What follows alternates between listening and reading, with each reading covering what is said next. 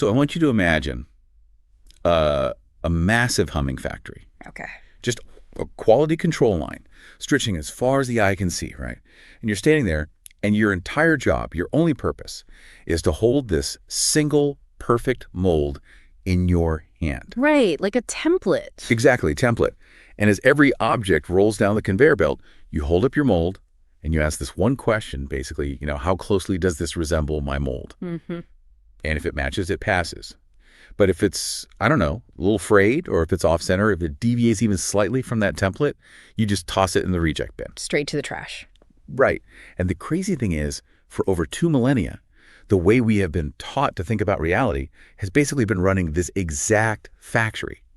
We've been trapped in this system that forces everything unique, everything vibrant and strange about the universe into these prepackaged boxes of sameness. Yeah, and we didn't build that factory by accident, No, it is the fundamental architecture of Western logic. I mean, there is immense psychological comfort in that quality control line. Oh, for sure. It's safe. Exactly. We rely on categorization to navigate the physical world, to take the chaotic flux of reality and render it into something measurable, something we can handle. Right. But you have to think about the metaphysical cost of that safety. What if the mold itself is a complete fabrication? Oh, wow. What if the deviations, the anomalies, the flaws that you are throwing in the reject bin, what if those are actually the only things that are fundamentally real? That's a wild thought. Imagine just throwing that mold away entirely. Which is terrifying for a lot of people. Oh, absolutely.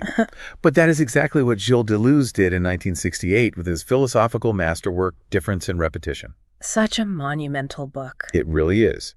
And we're taking a deep dive into what is arguably one of the most formidable reality-bending texts of the 20th century today. And the mission here for this deep dive, it's not just to, summarize a book. Right, we're not doing a book report. Exactly.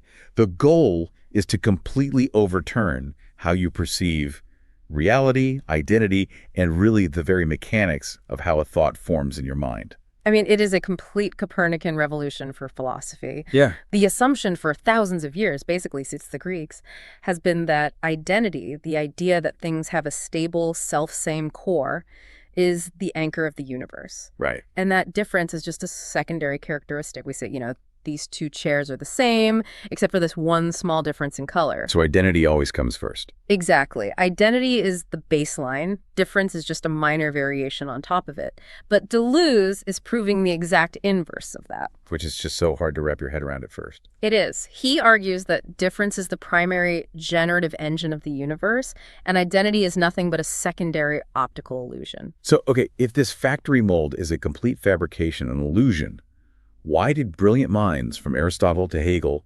spend literally thousands of years defending it? Because it's an incredibly seductive trap. Yeah, if it's an illusion, it is an incredibly persistent one. Deleuze calls this the trap of representation, right? And he claims it's held up by 4 distinct shackles. Yeah, the 4 shackles of mediation. They are identity, analogy, opposition, and resemblance. Okay, let's break those down. Sure. So they are the pillars of how we represent the world to ourselves. Identity is the conceptual anchor. It's the assumption that a concept like, say, human or animal has a stable core. Mm-hmm. Then you have analogy, which dictates our judgment. That's how we relate distinct things by finding a proportionate similarity between them. Like saying a bird's wing is analogous to a human arm. Exactly. Then there is opposition, which is how we assign predicates, defining things by what they are not, like light versus dark or good versus evil. Right, the binaries. Yeah. And finally, resemblance. This is the basis of our perception, how things appear alike in the physical world. Okay, so to put this in a real-world scenario, let's say I take 2 totally unique, distinct creatures in the woods. My brain immediately snaps those 4 shackles onto them. I see them and I think, well, they both have 4 legs, so they share an identity as animals. Right. They hunt analogously. Right. They are opposed to the static plants around them, so that's the opposition. And they resemble each other physically. I'm just throwing a net of sameness over them just so my brain can process the sheer sensory input. And that processing mechanism, that exact net you just described, became the absolute bedrock of Western metaphysics. That's from trying to process reality. Exactly. Yeah. But in this representational grid, difference is never permitted to just be difference in itself. It is entirely subordinated to identity. It's always chained to something else. Yes. If two things are different, the representational thinker can only understand that difference by measuring it against a shared concept or by placing it in a binary opposition. But even the philosophers who tried to account for the infinite complexity of the universe ended up falling back into this trap, right? I mean, look at Hegel. Oh, Hegel is the perfect example. Because he tries to capture this vast, dynamic movement of history and thought through the idea of contradiction. Or you have Leibniz, who turns to calculus and the infinitely small to explain the nuances of reality. Yeah, Hegel thought he was giving difference its due by elevating it to contradiction, the classic thesis, antithesis, synthesis model. Right. But Deleuze points out that contradiction still requires a prior identity to contradict. It is still a closed loop. Because you can't have an antithesis without a thesis first. Precisely. You are defining something by what it is not, which means you are still measuring it against a master concept. You haven't escaped the factory. And what about Leibniz? Leibniz gets a lot closer, actually, with his infinite calculus. He explores the microperceptions and differential equations of the universe, but he still ultimately forces all those infinite differences to harmonize under the concept of a perfectly rational God. They both try to stretch the representational net to cover the infinite, but at the end of the day, it is still a net. Okay, I have to challenge this a little bit. Yeah. On behalf of anyone listening who actually has to, live and function in the physical world. Fair enough. Isn't this net of representation just the mechanical reality of language and survival? Like, if I abandon categories entirely, communication collapses. Sure. If I'm doing the laundry, I have to sort the lights and the darks. That's an opposition, a category, a resemblance. If I stand there just marveling at the absolutely singular, unique fraying on the collar of one specific shirt, refusing to categorize it, the laundry literally never gets done. We need those boxes. And Deleuze is absolutely not telling you to stop sorting your laundry. Okay, good. Yeah. Representation is incredibly effective for everyday pragmatics, for crossing the street safely, for basic biological survival. Right. But the danger arises when we mistake the laundry sorting logic for the fundamental truth of the universe. I see. When you apply that pragmatic everyday grid to philosophy, to art, to the nature of existence itself, it becomes fatal to thought.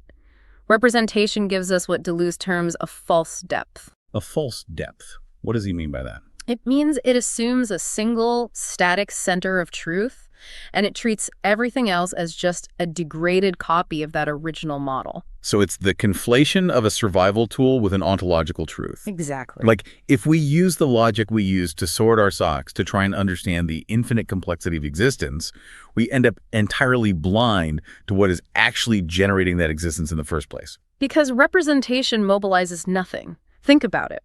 If you approach the universe solely with the intent of recognizing what you already know, you never encounter anything new. You just see what you want to see. You just see slightly flawed copies of your pre-existing concepts. If difference is always just a deviation from a norm, then the entire universe is just a museum of flawed replicas. Just a bunch of rejects in the factory. Exactly. It's a completely static, lifeless cosmology.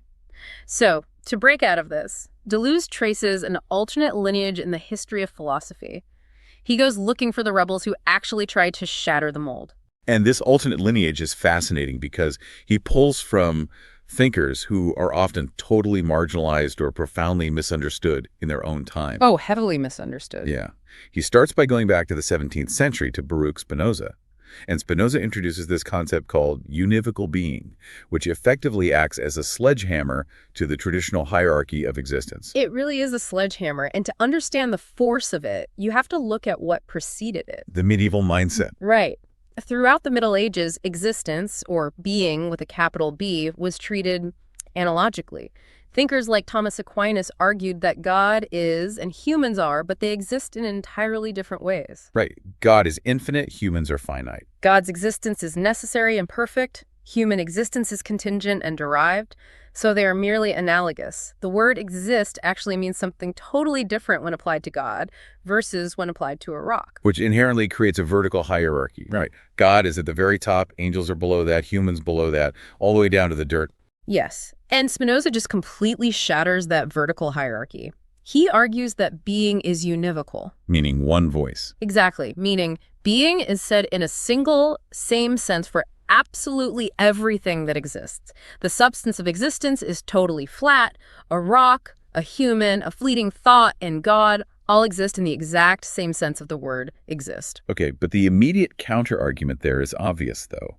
A rock and a human are profoundly different things. Of course. How does Spinoza account for the massive diversity of the physical world if everything shares the exact same flat existence? Through the concept of modalities. Modalities. Yeah. For Spinoza, while being is said in the same sense for all things, the modalities, which are the actual expressions, the specific configurations of forces, are entirely different. So the substance is the same, but the expression is different. Exactly. There is one single substance of existence, but it expresses itself in an infinity of absolutely distinct ways. This is why Deleuze loves Spinoza. Because it levels the playing field. Yes. Univocity is the first major step toward freeing difference. If being is univocal, there is no higher or lower form of existence. There is no original model in the sky and degraded copies down on Earth. There's only a pure, flat affirmation of absolute difference. Exactly. Okay, so Spinoza flattens the playing field. He lays down this single, infinite fabric of existence. But the fabric is somewhat static until we jump forward a bit to the 19th century and bring in Friedrich Nietzsche. Right, the next rebel in the lineage. Because Nietzsche takes Spinoza's flat fabric and throws it into violent motion with the concept of the eternal return. And the eternal return has to be one of the most chronically misunderstood concepts in all of philosophy. Oh, without a doubt. It is almost universally misinterpreted as a form of cosmic fatalism. Right. People hear eternal return, and they immediately picture a Ferris wheel.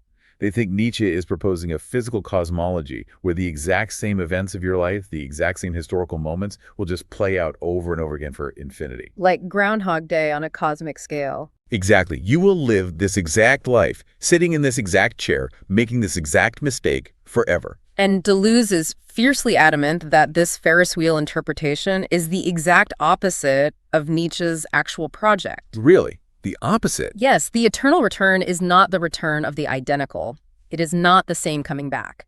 The eternal return is, paradoxically, the return of difference. Okay, wait. That sounds like a contradiction in terms? If something is returning, doesn't it inherently have to be the same thing? How can a return be the return of difference? You have to think of it not as a physical cycle of time, but as a selective ethical and ontological test. The test. Yes. Deleuze writes that returning is the becoming identical of becoming itself. What Nietzsche is proposing is essentially a centrifuge. Okay, a centrifuge. If you subject reality to the thought experiment of eternity, what actually survives the spin? Only the things that are truly affirmed, truly active, truly different. The pure forces. Exactly. All the half-hearted compromises, all the imitations, all the generic habits and reactive forces, they simply cannot survive the sheer weight of eternity. They dissolve in the centrifuge. Wow, the centrifuge analogy clarifies it perfectly. Like, think of the ocean, right? Yep. The ocean itself is univocal. It is all water. That's Spinoza's single substance. But the eternal return isn't a specific wave crashing on the shore, rolling back out, and then that exact same wave crashing again. That's the Ferris wheel. Right, that's the literal interpretation. Instead, the ocean is a dynamic system where every single wave is an absolutely singular, unique expression of forces. The only thing that repeats is the crashing, the dynamic force of becoming, not the physical wave itself. The physical wave never returns. No, it never does. But the force that generated it does. Beautifully put, the dynamic force of difference returns. The centrifuge spins away all the generic categories and leaves only pure, chaotic, joyful difference. Deleuze calls this a chaosmos. A chaosmos, cosmos out of chaos. It is a cosmos born entirely of chaos, a system where there is no original identity, only the constant generation of the new. Only the extreme forms, the forms pushed to the absolute limit of their specific power, survive the test of the eternal return. Okay, so if what returns or repeats is actually different every single time, then Deleuze has completely detonated our standard definition of the word repetition. He absolutely has. Because if repetition is no longer just doing the same thing twice, what is it? This is the core pivot of the entire text. In fact, Deleuze opens the book with the seemingly simple declaration, repetition is not generality. Repetition is not generality. Let's unpack that. Generality is the domain of exchange and substitution, right? Yes. Like, if I trade you a $1 bill for another $1 bill, that is generality. They are functionally equivalent. I can substitute one for the other without altering the system at all. Right. Generality is driven by scientific laws and social habits. Given X, Y will happen. But repetition, for Deleuze, is about the completely non-exchangeable. The criteria for repetition are theft and gift, not equivalent exchange. Yes, look at the difference between a scientific law and a singular event. Generality belongs to the order of laws. A law dictates that if I drop a heavy object, it falls. The law applies universally to all particulars. So the particulars are just interchangeable instances of the law. Exactly. But Deleuze argues that true repetition is a transgression of law. It operates underneath and against the laws of generality. It is a behavior directed toward something entirely unique that has no equal, no equivalent, and literally cannot be substituted. Consider the example of a festival like Bastille Day or the 4th of July. When citizens celebrate Bastille Day, they aren't adding a second, third, or 100th time to the original fall of the Bastille in 1789. Right. They aren't treating the celebration as a mathematically equivalent, exchangeable event. Exactly. Deleuze says the festival carries the first time to the nth power. It celebrates and repeats in advance all the future festivals. Or take a masterpiece of art. Think of Monet painting his water lilies. Oh, that's a great example. You cannot swap out one of Monet's canvases for another and say, well, here is an equivalent instance of a water lily painting. Because that would be generality. Yes. Monet's first water lily painting contains the intensive repetition of all the others. They are all singular. Okay, but to clarify how this actually operates in our daily lives, Deleuze splits repetition into two distinct forms, right?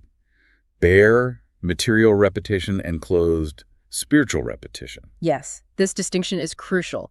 Bare repetition is what we observe on the surface.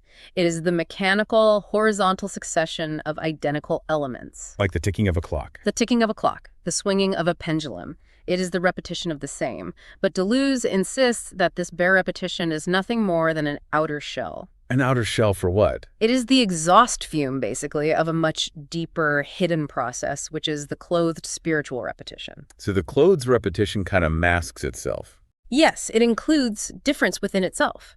It is a shifting, dynamic repetition that disguises itself, and by doing so, it actually produces the bare repetition as a kind of optical illusion on the surface. Okay, let's test this against a real-world behavior, just to ground it. Let's do it. If someone has a deeply ingrained mechanical habit, say, they're mindlessly checking their phone every 3 minutes or biting their nails, that feels incredibly bare. It does. It feels like the exact same action, a Mhm. pure repetition of the same. Where is the difference masking itself there? Well, physical motor action, the picking up of the phone, the swiping of the screen, that is the bare material repetition. It looks identical to an outside observer. Right. But Deleuze would argue that this mechanical action is driven by a profound, unconscious, clothed repetition. Underneath the physical swipe, there is a complex psychological drive. A drive that's constantly changing. Exactly. There is shifting anxiety, maybe a fluctuating desire for connection, or a momentary avoidance of a specific intrusive thought. The psychic engine driving the action is slightly different every single time. Wow. So the internal dynamic is constantly transforming, and it produces the bare repetition just as a symptom. Precisely. The clothed repetition provides the principle, the actual generative force, for the bare repetition. The true difference lies in the invisible space between the mechanical repetitions. To truly grasp how this hidden, clothed repetition generates physical reality, we have to transition into what might be the most challenging, but honestly also the most rewarding framework in the text. Oh, definitely. We have to look at how the universe actually solves problems. We need to explore Deleuze's specific definitions of the virtual, the actual, and what he calls an idea. And we have to be careful here because Deleuze borrows the term idea primarily from Kant and partly from Leibniz, but he completely re-engineers it. Yeah, because in standard conversation, an idea is just a concept in the human mind, like, hey, I have an idea for a business. Right. But for Deleuze, an idea is not cognitive at all. An idea is an objective multiplicity. It is a pure ontological problem that exists in the very fabric of the universe. And when you say problem, you don't mean a negative obstacle, right? You mean a set of dynamic forces and tensions that demand resolution. Yes, exactly. But to understand how these cosmic problems actually resolve, we must grasp the distinction between the virtual and the possible. Right. This is where Deleuze breaks sharply with traditional metaphysics. We generally think of the possible as something that does not exist yet, but might. The idea of the possible is that it looks exactly like the real thing, it just lacks the attribute of physical existence. Possibility is just the actual reality with a minus sign next to existence. Like the possibility of a storm happening tomorrow looks exactly like the actual storm, it just hasn't materialized yet. And Deleuze argues that the concept of the possible is a retroactive illusion. A retroactive illusion. Yes. We look at something that actually exists, we project an image of it back into the past, and we call it a possibility. The virtual, however, is entirely different. The virtual is completely 100% real. It possesses full reality. It simply isn't actualized yet. And crucially, when the virtual does actualize into physical reality, the actualization does not resemble the virtual state at all. Let's ground this with an example. Think about genetics or embryology. Perfect example. The DNA in an embryo is entirely real. It is a vastly complex set of differential relations and singular points. It is a virtual idea, a biological problem of forces. But the virtual DNA code does not look anything like a physical human nose or a nervous system or a hand. Exactly. When those virtual genetic relations actualize into a physical organism, the organism undergoes a complete morphological transformation. The actual physical body does not resemble the virtual DNA code, but it is the physical solution to the problem posed by the DNA. So the virtual is the hidden structural code, the dynamic tension, and the actual is the physical reality that bursts forth as a solution. Yes. And Deleuze introduces an incredibly precise, almost pedantic linguistic distinction here to track this movement, the two-odd distinction. Oh, it is notoriously difficult for translators, but it is conceptually brilliant. He uses the word differentiation with a T and differentiation with a C. Right. Differentiation with a T refers exclusively to the realm of the virtual. A virtual idea is highly differentiated. Meaning what exactly? This means it has distinct, complex mathematical or structural relations, like an incredibly complex algebraic equation. The equation is distinct, structured, and very real, but it is not a physical object in space. And differentiation with a C. That refers to the actual. When that virtual equation is plotted onto a graph, when it takes on physical form, extension, and specific qualities, it becomes differentiated with a C. I see. The physical curve drawn on the paper is the differentiation of the virtual differential equation. Deleuze argues that all of reality is an ongoing process of different/eiciation, a continuous movement from virtual structural problems to actual physical solutions. And he offers this beautiful, incredibly tactile example of this movement from virtual problem to actual solution. The act of learning to swim. I love this example. Right, because how does a human being learn to swim? You do not learn by lying on the sand and mechanically copying the exact physical movements of a swimming instructor. No, if you merely mimic the instructor on the sand, you are engaging in bare material repetition. You are attempting to reproduce the same. You are treating swimming as a generalized law. And the moment you enter the water with that mindset, that mechanical reproduction will fail and you will just drown. Because the water is not a static medium. The water is a multiplicity, a massive field of virtual problems. Shifting currents, wave pressures, fluid dynamics. Exactly. You learn to swim only by throwing your physical body into that multiplicity. You literally must encounter the water. You synthesize the differential relations of your own body, your weight, your muscle tension, your buoyancy, with the differential relations of the wave. It is a violent, involuntary physical encounter with the other. You are actualizing a unique physical solution to the problem of the water in real time. Yeah. Every single stroke you take is a repetition, but it is a clothes repetition. No two strokes are mathematically identical because the water is continuously changing and your body is continuously adjusting, learning, and differentiating. And this brings us directly to Deleuze's concept of the simulacrum.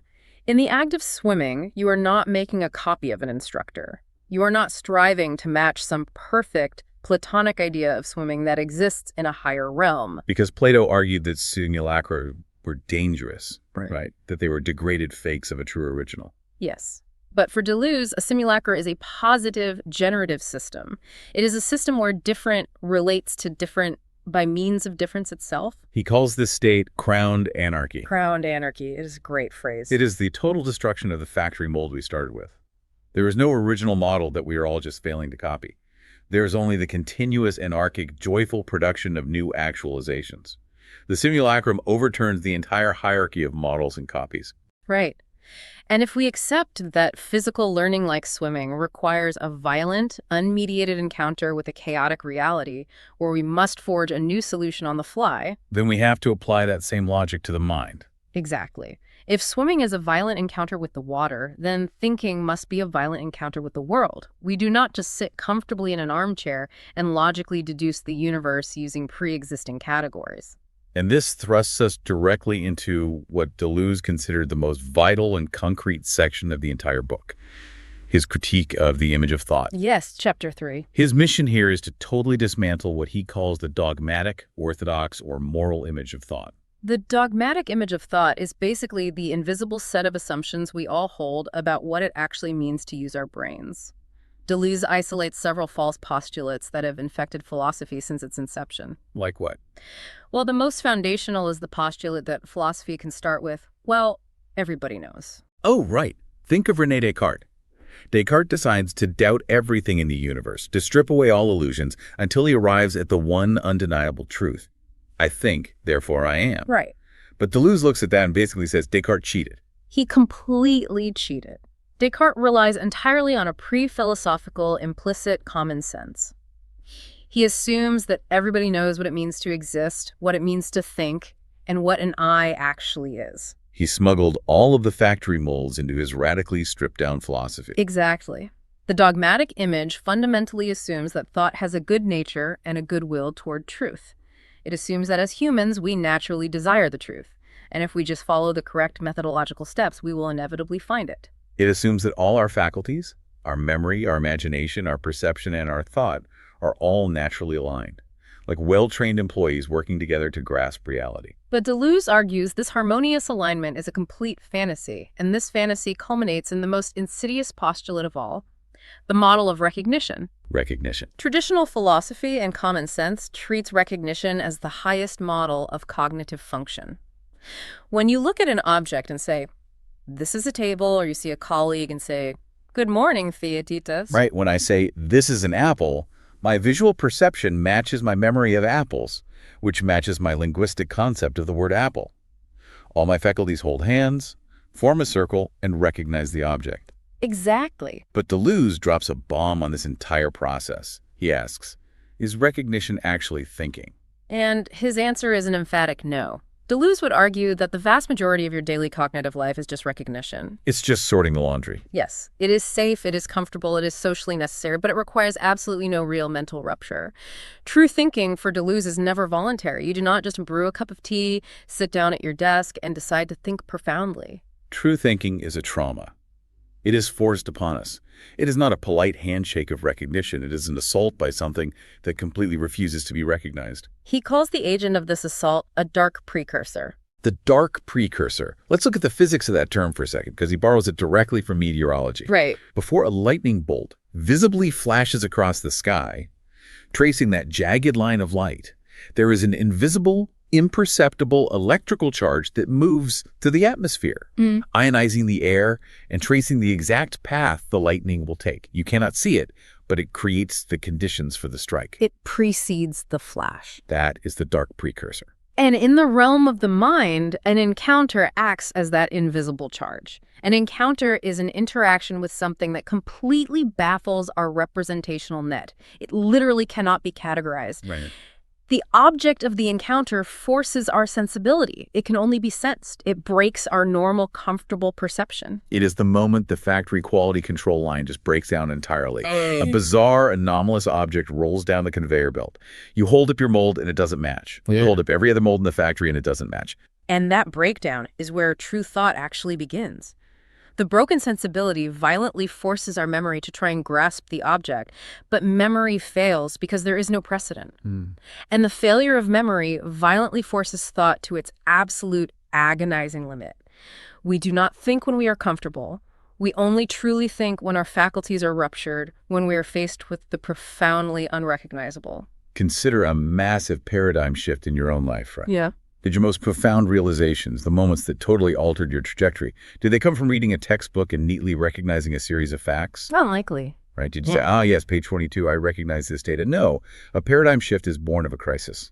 It comes from a piece of avant-garde art that deeply disturbs you. It comes from a heartbreak that shatters your entire worldview. Or it comes from a complex failure at work that proves all your previous mental models were completely wrong. You were forced to think because your categories of recognition utterly collapsed. Exactly. The crisis is the dark precursor.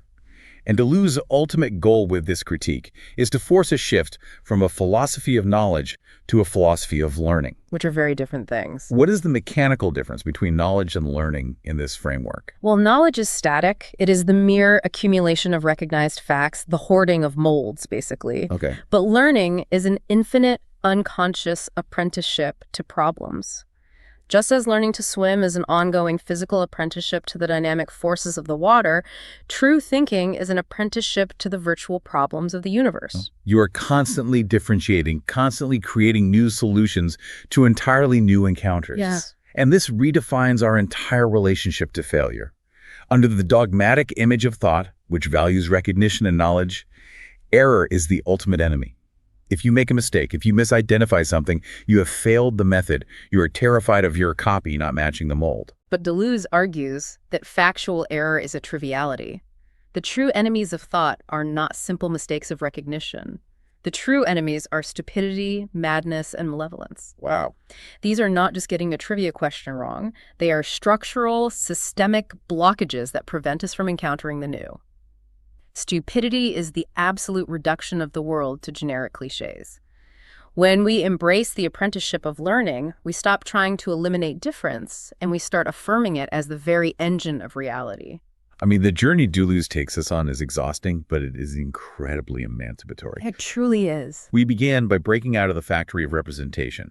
We dismantled the four shackles: identity, analogy, opposition, and resemblance. We threw away the original mold entirely. We embraced Spinoza's univocal universe, where everything exists on a single vibrant plane. And we stared into the centrifuge of Nietzsche's eternal return, realizing that it isn't the same that comes back to haunt us, but only pure difference that survives the test of eternity. And we discovered that true repetition isn't just the mechanical ticking of a clock, but a clothed spiritual engine of difference disguised beneath our habits. We learned that to engage with reality, we cannot just copy motions on the sand. We must plunge into the virtual problems of the universe and differentiate our own unique physical and mental solutions. And finally, we shattered the illusion that thinking's just recognizing what we already know. We realized that true thought is a violent, involuntary encounter with a dark precursor that pushes our minds to the absolute brink. So after all that, why does a dense, notoriously difficult 1968 metaphysical text matter to you today? Right. Whether you are navigating a complex strategic problem in a boardroom, trying to engineer a new piece of technology, or just attempting to understand a deeply complicated personal relationship, why does this matter? It matters because it completely frees you from the anxiety of the copy. The anxiety of the copy. Yes. You do not need to measure your life, your career, your thoughts, or your creative projects against a pre-existing perfect model. There is no perfect mold in the sky that you are failing to live up to. Your existence is not a degraded replica of someone else's ideal. No, your life is an ongoing, dynamic actualization of virtual problems. You are constantly actively solving the unique, differential equations of your own existence. Which just removes the crushing pressure to recognize and categorize everything perfectly, and it injects the joy back into the infinite process of learning. It gives you the philosophical permission to embrace the anomalies. Yes. The things about you or your work that totally refuse to fit into the standard categories, the frayed edges, the bizarre deviations, the off-center quirks, those are not errors to be thrown in the reject bin. Those are the distinctive points, the singularities, the pure differences that actually drive the evolution of the universe. You are an apprentice to a chaosmos. I love that. And I want to leave you with a final lingering thought to turn over in your mind as you navigate the physical world today. We have talked extensively about that factory mold and the representational net we throw over reality to categorize it into neat, safe boxes. But if Deleuze is right, and true world-altering thinking only ever arises from a violent, unrecognizable encounter with pure difference, well, what about the thing in your life you have been actively avoiding? Oh, that's a good question.